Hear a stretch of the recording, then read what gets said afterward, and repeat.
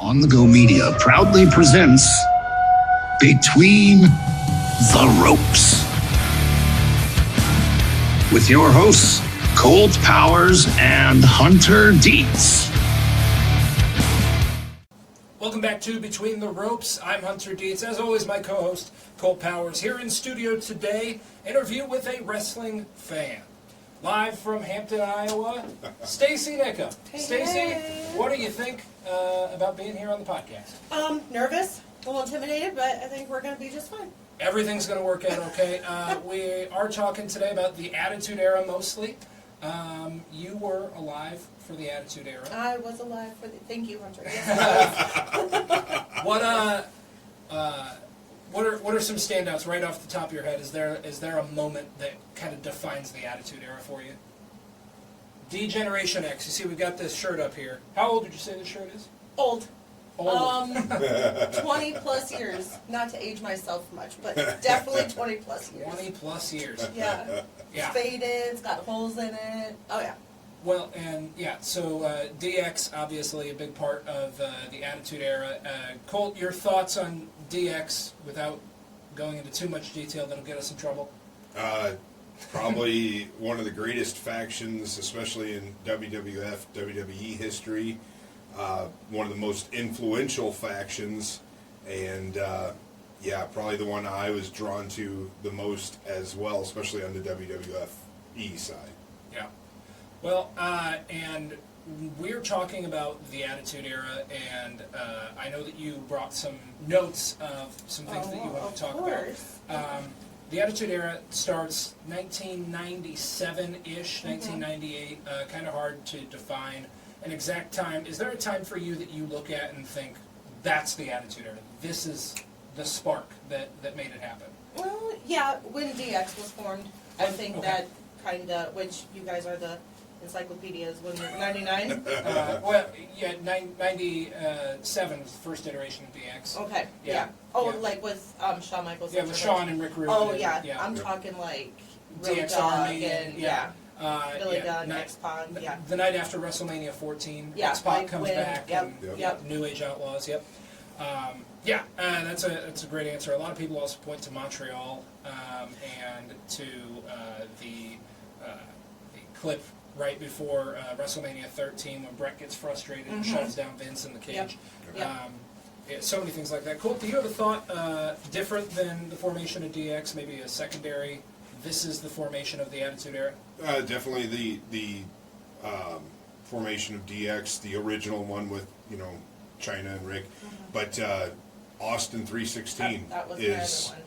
Yep. is definitely another kickoff point Oh, that, when he, and by the time this airs, we'll have JBL's side of things, but Yes. he is an influential part Yes. of the Austin 316. But that night after defeating Jake the Snake, certain things had to happen, Yep. and I think that's another one that Yep. just King of the Ring when he dropped the Austin 316 line. Yeah, Yep. yeah, and Austin wouldn't win the title for another year and a half after that. I mean, that's King of the Ring, that's middle of 96. He doesn't win the title until WrestleMania 14. What do you think of that time when Steve Austin is not, he's a top guy, but he's not a main eventer. He's the Intercontinental Champion. Yeah. He's feuding with The Rock and Triple H. What do you think of that time period for Austin? I mean, it was definitely a build-up to him being, like, top. But I feel like they knew that he had that definite, like, star potential. And do you think you could see that beforehand with, like, the Ringmaster or Stunning Steve in WCW? Is there anything for that? Cool. Any thoughts on there's that? shades of it. I mean, it's shades of things to come, but he didn't get that chip on his shoulder until he left WCW, went over to ECW, and had his promos because he couldn't wrestle at the time. That's right. So you saw the start of it. The seeds were planted. It took the series of events with getting canned the way he did from WCW. What was it? A phone call from Eric or was FedEx? FedEx? Yeah. Oh my gosh. And so to get fired from Bischoff from WCW, the phone call from Paul Heyman, hey, come over here and just air your grievances. Yeah. And before he could even get into a match in ECW, he was called up to WWF because of his promos, because of the way he was, his talking, and so the shades of everything were there. They didn't have that push, didn't have that oomph. And we're talking a little bit about ECW with Steve Austin. Obviously, ECW was an important part of the Attitude Era. Stacy, do you have any thoughts about ECW as an important factor in the Attitude Era? Did you watch ECW at all at that time, or more? Not much. It was basically the WWF, WCW. Yeah. Yeah. And with ECW, though, I mean, Paul Heyman has said before, that they stole, they stole Extreme and turned it into Attitude. Do you think had ECW had maybe a bigger budget, a little bit more national exposure, is there any credence to that thought that they would have gotten bigger, or do you think that it was always going to be the way that it turned out? No, they could have. I think they could have got bigger. Maybe. I mean, Paul was struggling with the paychecks. He wasn't able to pay the boys, and I mean, he did everything he could to get it on TV. He did everything he could to pay the boys and keep them there, but without that bigger budget, I mean, if they would have had that, I think he could have taken it, and it would have been a rival company. I mean, the way it was a rival company, but he couldn't get out of. I mean, the magazines and some VHS. Yeah. Is the best way for us to see ECW. Yeah, well, and ECW was known for pushing the boundaries, which we saw in the WWF later. WCW, I'm not as well versed in, maybe you guys can help me a little bit here. Was WCW really trying to push any boundaries in 97, 98 when the time the WWF is? Or is that Vince Russo in 2000 trying to overcompensate with Viagra on the pole matches? I really don't think, like, when the Attitude Era, like, when they were doing their Monday Night Wars, I don't think WCW was really pushing it as much as... No, because I think that was WWF's answer to WCW. WCW was doing a lot of things right and just as many things wrong, and WWF, what do we got to do to get back on track here?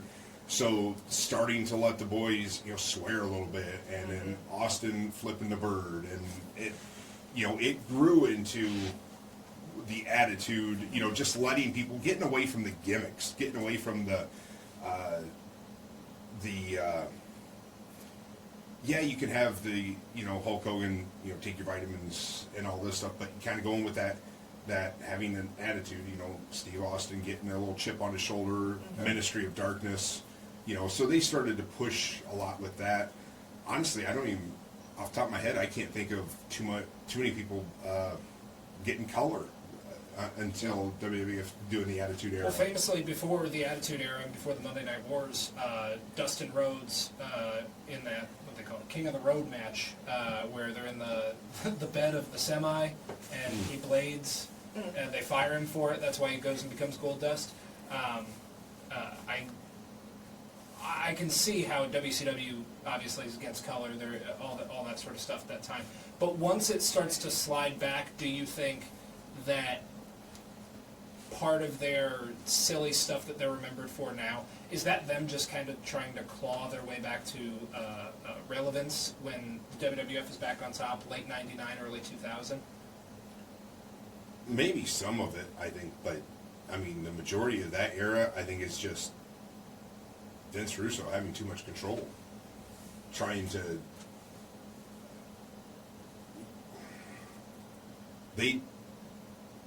I don't feel like they ever had a clear direction with anything.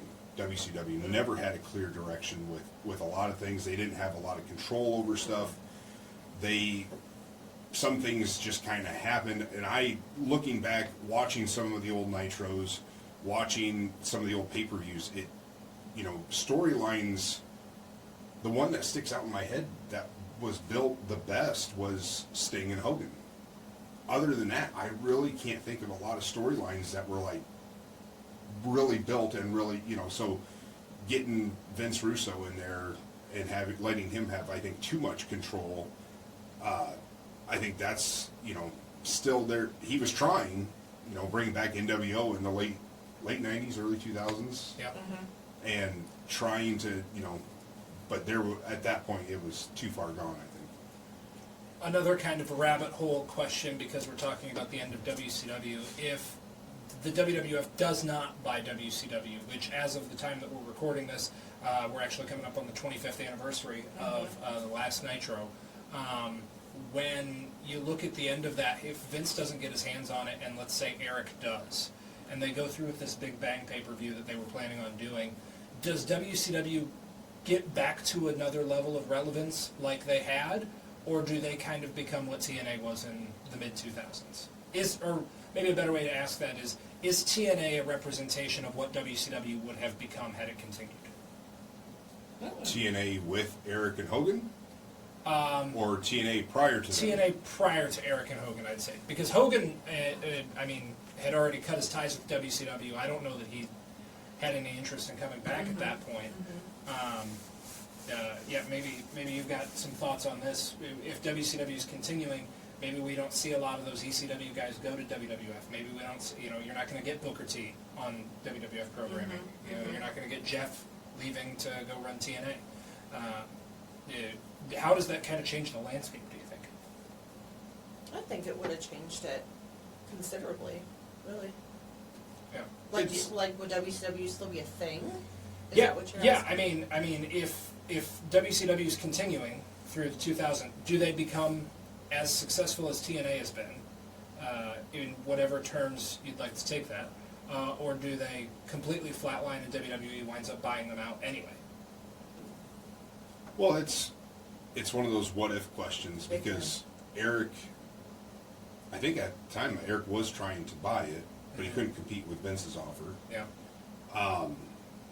If Eric had the right people in place, I think he could have competed. I think, he would have had to take advice from Jeff, because, Jeff went over to TNA and he did a really nice job with it. Yeah.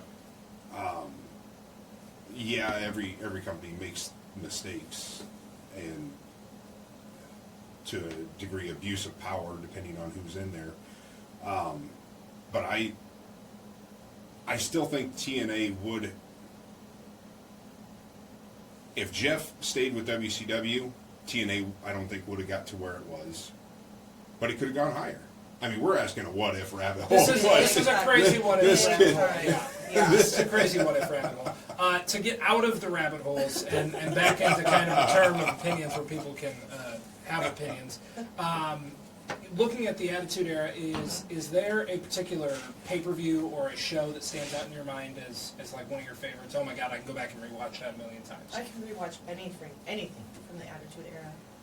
I didn't get to watch pay-per-views. Sure. Okay. So- all right. So I got caught up the next Monday. Weren't pay-per-views on a Sunday back then? Yep. Yeah, so the following night, that's when I got caught up on it. Okay. Yeah. Yeah. Well, and Or went and run to the VHS that's at Home Video or Movies America. in terms of like Raw or something, then is there a moment in Raw history that you think stands out as incredibly important in, say, 1999, 2000? I don't know if it was 99 or 2000, but Stone Cold stunning Vince. Yeah.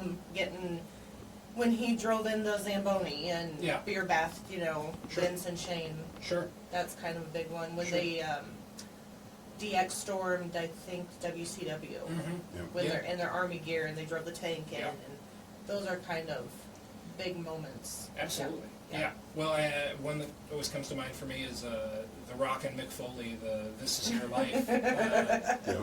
Oh yeah. And that's just such a good segment all the way through. Yes. It was a good one. Yes. They tell Vince they're going 5 or 10 minutes, and it goes like a half hour. Oh yeah. Yeah. yeah. Yep. Yeah. A lot of stuff from that time that's really good. How about some underrated workers? We hear a lot about Austin. We hear a lot about Triple Yep. H and The Undertaker. Are there any like mid-card guys or openers that you think didn't really get the credit they deserved from that time? Oh goodness, you're really gonna make my memory think here. God. I didn't consider him a mid-carder, but, Kane from that era Yeah. I feel is underrated. Okay. Why? Just, he was brought in, and I'm not even sure he was really supposed to stick around. He came in, because he had the dentist gimmick and he had all the other, oddball jobs. Bring him in as Taker's brother, and I'm not 100% sure that he was meant to, have a long career as Kane, but I feel like he took off, and I feel like that era of Kane is a bit underrated as far as what he contributed. Yeah, no, I can see that. Is there anyone you think, maybe a Intercontinental Champion or a Cruiserweight or someone along those lines? Could be any company, but should have gotten a little more shine. People should still talk about them a little bit more. I feel like anyone that I have in mind, we still talk about this. Like your tag teams. Sure. Your Hardy Boys, your Edge and Christian, the Brood. Yeah. Dudley Boys. I mean, we still talk about them to this day. I'm kind of breaking my own question with my answer, but someone that I think doesn't get enough light in this day and age, or not someone, a group, the Oddities. I remember the Oddities. Very short-lived, but I don't know, there's just something so much fun. Like, they bring in Kurgan as like this scary Truth Commission guy, and now he's hanging out with, Tugboat and a Mask, like, it's just, I don't know, it's an interesting thing. He's got the little Cartman plushie, I don't know. Yes, and they were very entertaining as a group, too. Yeah. They really brought good energy to whatever it was, pay-per-view, Raw, whatever. Yeah, that whole another one would be maybe Taka Michinoku, Cruiserweight champion, Kai and Tai, breaks his nose at the Royal Rumble, he gets thrown out face first. Yeah. And, I don't know, there's just a lot from that side. Give me a little bit of something here. You're listening to me a lot. Give me a little something. I really like Tajiri. Okay. I thought Tajiri was a good one. Sure. He was a lot of fun. I mean, and I'm going to go back, maybe not, it's a bit before the Attitude Era and stuff, but I liked Sting stuff with Great Muta. Oh, yeah. And I thought Great Muta, he would have been, and I was actually listening to a podcast, I think it was with Bruce Pritchard, talking about Muta and them wanting to bring him into WWE, but he would have been a great character. He would have been so good, but the problem, he always had to have somebody with him to translate and to help, because he always had to have somebody. He didn't speak a lot of English. No, but see, that feels like a cop out to me, because like you could just have him come out and he could just do his stuff, and it could just be like this impending doom of Muta, right? It wouldn't have necessarily had to be he's going to go out and cut promos on Heat. Just kind of Another one from this just came into my mind. Super underappreciated. I think Shane McMahon. Yeah. I think he is super underappreciated. Yeah. There's a little bit of like, he's the boss's kid. And I just said that was the gimmick. Yeah, right. But he can actually get out there and do some stuff. He did so much. I mean, he actually gave everything that he could in a lot of those instances. Yeah. And you look at his match with Kurt Angle at the King of the Ring. The glass won't break. I don't care. Throw me through. Yeah. Throw me through. It's like, I don't know how he tries to get through that glass. And and jumping off from by God, 20 feet. Yeah, flying off the top of the Titantron at SummerSlam and Backlash. Yep. I mean, there's so many like that. Kind of moving into, though, your childhood, I think. What would have been your first favorite wrestler? Getting you into wrestling. I don't know much. I know I like that guy. So that would have been, I don't know, I was maybe 5, watching it with my uncle.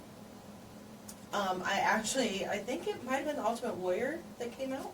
Yeah, it might have been. And he was all, and I'm being loud in the face paint, and I cried. I got so scared. And my uncle's like, "What are you crying for?" And I was like, "Well, this guy is scary. He's yelling. He's got face paint on." And he told me, he goes, "You know why all these guys sit there and yell and scream and they get really red?" I have no idea. And he's like, "They just gotta take shit. That's the only problem." And that was just, we'd go over there on Saturdays and we'd watch wrestling, so I guess the Ultimate Warrior kind of hooked me. Yeah. And the Macho Man. Of course. Yeah. Of course. He was so intense, and the way he talked, and Yeah, I mean, Macho Man is actually a good one to kind of bring back into that late '90s time. Obviously, he's older. He's in WCW. He's not really being used as much. They're doing some stuff like Gorgeous George or something, right? Yep. But if you're going to repackage Macho Man for that crowd in the Attitude Era, do you think that a Macho Man-esque character works for the late 90s, early 2000s? Or do you think that it had kind of run its course and that's more of an 80s golden era thing, better left in the past? I don't mess with it. No? Yeah. No? Yeah. He evolved, I think, pretty well, moving up, having, Macho Man, Macho King, going back to the Macho Man, but yet, NWO Macho Man, then Wolfpack Macho Man. And then he, kind of evolved when he came back with Gorgeous George, with Medusa. He was jacked. Yeah. And he was, just ripped. Yeah. Now, that wasn't the Macho Man of old necessarily. It was still him, but he had kind of evolved his character. And then he had a very short run. That actually, he might have been the thing that really, besides Sting, that drew me into TNA. Yeah. Was he had a very, very short run in TNA. I think he only made like 3 appearances or something. But And he didn't- looks really cool. But he does, and he's in all black Yeah. leather hat, Yeah. cowboy hat, and he's doing his rap thing at the time, which I still have that CD. Yeah, don't try to defend it, though. I'm not defending. don't try I'm to just saying. Be a man, Hulk. No, Macho Man's a great example of kind of as the times change, maybe the characters don't necessarily translate so well. And if you were to do that again today, Macho Man wins the title in 1989, we're talking 1999, so the equivalent today would be like Roman Reigns. Like, who has held on? Yeah. Has the business changed in that way of, you maybe had 10 years at that time? Because even Hulk, by the time we're in the late 90s, they're calling him old and he's washed up and everything. And then, you've got a Roman or a Seth or an AJ Styles who did just retire, but you've got these guys who are still on top and their characters do still work. Is that kind of a sign of the business changing for the better or for the worse, do you think? It's going to ebb and flow like anything. Yeah, I would say it's working for now. Yeah. Well, the only reason I ask is because it's maybe the opinion of some people that, and not me, but the opinion of some people that when you have these guys and their characters do work for that long, it doesn't give other guys the chance to come up and become younger main eventers, because you have someone like a Roman Reigns who's on top for now going on 11 years. You see a guy like a Dominic Mysterio, absolutely a huge, great talent. He's in AAA. He's doing great in AAA. Not saying anything against that. Maybe it would be a different story heading into WrestleMania if you did not have a Roman or a Punk or people like that still in the spotlight after 10, 15, 20 years. That's kind of where my good or bad question comes in. Well, you're always going to have a legend. And I think, Randy Orton has kind of reached that status to some degree as a legend. And now he's coming back to main event WrestleMania this year. Are people still... Are you going to sell as many tickets if you don't have the Romans, the Randys, the Codys, and you're just relying on the young guys? I'm not saying he's a young guy, but Finn, is he going to put butts in the seats all the time? I'm not saying he isn't good, especially if he brings back that demon character. Yes. I don't feel like they are enough. So then the question would be, once all of these guys from this particular era are gone, whether retired or dead, do we start to kind of go down a slope? Or We'll go down a slope again, because you've seen it through the years Yeah. where it does, and you have to, and that's where it is good that we have Finn being developed. We have But Finn's like in his 40s. Yeah, he he's in is. his 40s. He is, Yeah. but so is LA Knight, and he's still being developed to be. And he's going to have he'll be like Austin and have a shorter main event run. He'll have a shorter run, and if we can get him to that spot, I mean, he's right there. He's on the tip of hitting that main event, even if it's just for a couple of years. But that's another reason why we have Dominic Mysterio. He is going to be a big main eventer. Braun Breaker is going to be a big main eventer when he gets healthy again and comes back, which the timing of the injury is poor. But It is. I kind of want to, since we're talking about younger wrestlers, I do kind of want to get your guys' thoughts. Fun little segment here. I'm going to give you the name of a younger wrestler. Hopefully you've been keeping up on the current talent. And you give me one word that describes them. Sound fair? Okay. Oba Femi. I was just gonna say that. Yeah. Mega. Yeah. Yeah. soon to be main event. I mean, That's not yeah. one word, but... Oh, sorry. Yeah. I slurred it together. Yeah. Yeah. Carmelo Hayes. Oh, Close. potential. Yeah. Trick Williams.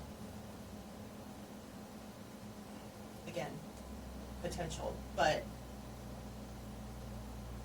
I'm going to slur it together. It's going Yeah. to happen. Yeah, it's... If he's not, I mean, you know, they gave him a He's right there entrance, already, You yeah. know, Yeah. he's on the The little crowd chants turntable. along, yeah. He's got the pop. Yeah. I mean, the theme song will right in your head. So I mean, Yeah. he's got a Again, catchphrase. again, close is, the, Mm-hmm. potential. That's... Braun Breaker. Ooh.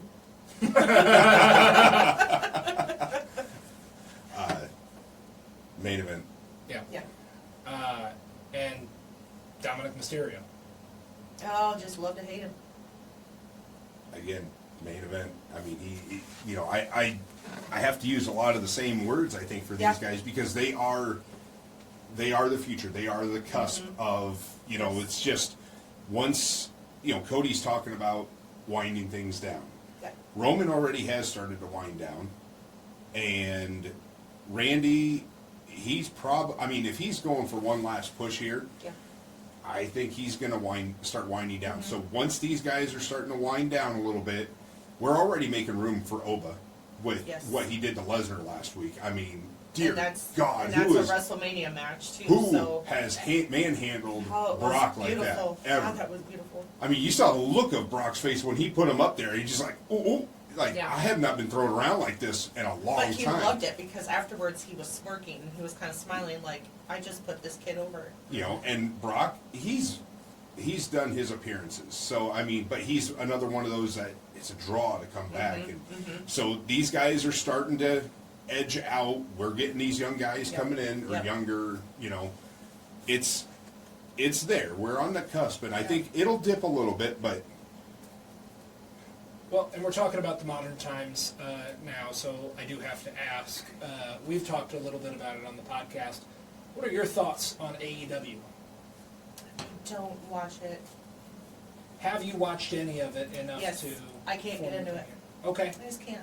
I Is don't there know any if it's- particular reason why? Is it the talent? Is it It the might be stories? the characters. Is it, Yeah, maybe there's not. And if I did watch enough, I would know the stories that are going Sure, on. sure. But I just can't. Yeah. I can't get into it. We hear that a lot with wrestling fans, big WWE fans who want to give AEW a shot. It's just a little more difficult to get Yeah. into. Colt, maybe you've got some thoughts on this, and I'm not trying to run away anyone. If you would like to come on for an interview, we'd love to talk, even if you are associated with AEW. But just thinking out loud, what do you think kind of runs people off from AEW as just a core WWE fan? Because you'll defend them. Sting, Darby, I absolutely will defend them because I watched it when Sting was there, quote unquote full time. Yeah. I did watch it then. I would watch it now. I mean, I still enjoy Edge or Adam Copeland. I still enjoy, Darby to an extent. Like, what stupid thing is he going to do next? Dean Ambrose. I can't think of his real name off the top of my head. John Moxley. There we go. You know, I think what turns people off a little bit is it's ECW-esque in the craziness that they'll do, and not everybody's into that. Yeah. You know, we've gotten away from that. Not that it's ECW had its place. It had its place. There are certain things that have their place, but as we talk, I don't know if we were talking on air or just between you and me. Here a week or two ago, MJF had a match with Hangman, and literally hanging him over the ropes, and the light bulbs, and I have no other way of the extreme stuff that they do on a consistent basis. Yeah. That stuff. I mean, and you know, Darby, if he would have just gone off the ladder the one time with Sting through the glass, and that been the end of it for a while, I'm okay with it. But he wants to continue to push and push. And what extreme thing can I do here this next match? And they just keep trying to push further and further. And Sting made an appearance here a few months ago on one of the pay-per-views that John and Darby were in, and John was, you know, I think it was an I Quit match if I remember right, and you know, Darby was willing to stay underwater for as long as he needed.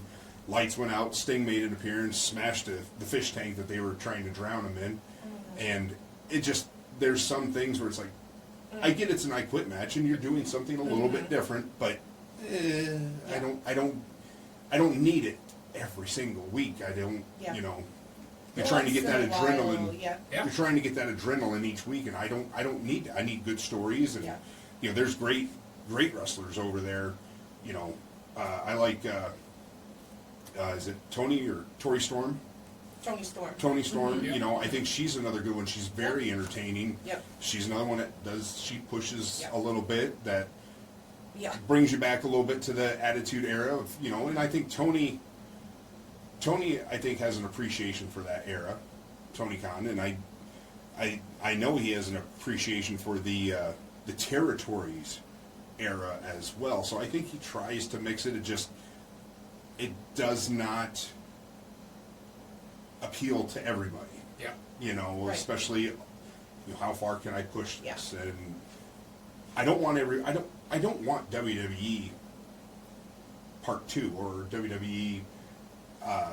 You know, B show or something like that. I like that AEW is different and giving us a different product. Same as TNA. TNA gives us a different product, and I like that. It just, I don't necessarily need the, I'll say, extreme stuff. Sure. All the time. Yeah. Sure. Yeah, no, I completely agree with that.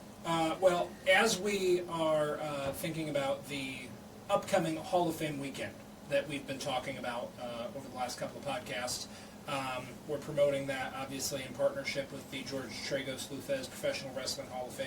Staci, have you gotten a chance to get down there? No. Are you planning to go down there? Well, I've been hearing a lot about it lately. Yeah, so I mean, definitely thinking about it. It's definitely the place to be. Yeah. One more thing I wanted to ask you before we transition out here was about your status as a fan. You watched wrestling throughout the Attitude Era when you were a kid. Was there a certain point that you dipped off? When was that? I'd say right around the Ruthless Aggression era. Okay. I just kind of got bored with it. Okay. John Cena didn't do it for you? Not really. I'm not going to say anything more because I don't want. Okay. All right. But I just kind of got bored with it, and then we were talking before, the WWE Network became a thing, and they had like a free trial COVID type thing, because that's when COVID was a big thing, and it was right around WrestleMania time, and I had never seen a pay-per-view live before, so that was my chance, and there you go. Kind of been hooked again ever since. So right now, is Cody like a top favorite for you, or is Cody a top favorite for me? Yeah. Who is it? Who is a top favorite for you, and why isn't Cody a top? I don't know. I think he needs to take a step back. I think he's a little over. Okay. I think he's a little overrated.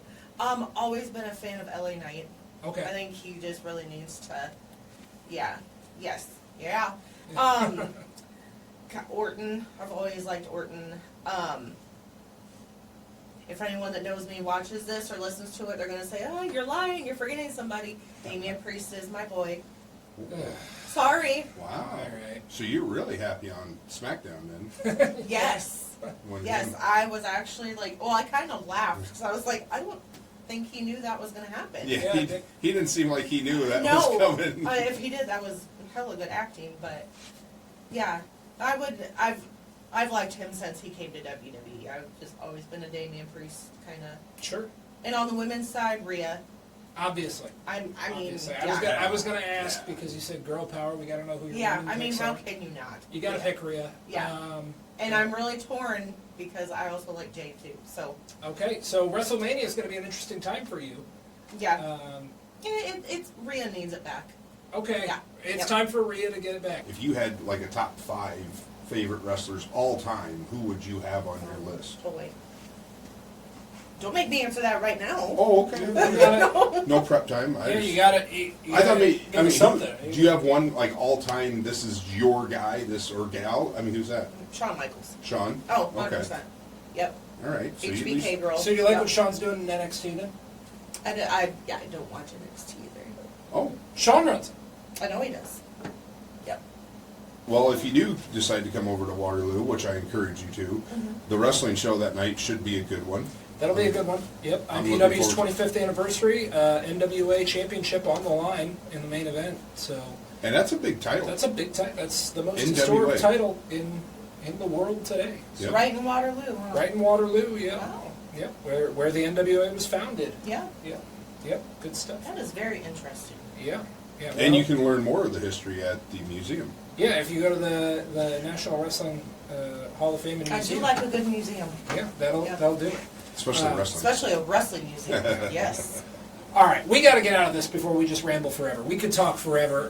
Forever and ever, but- especially about, Stacy, Exactly. thank you so much for Yes. coming on the show. Thank you We for really having me. appreciate it. Yes.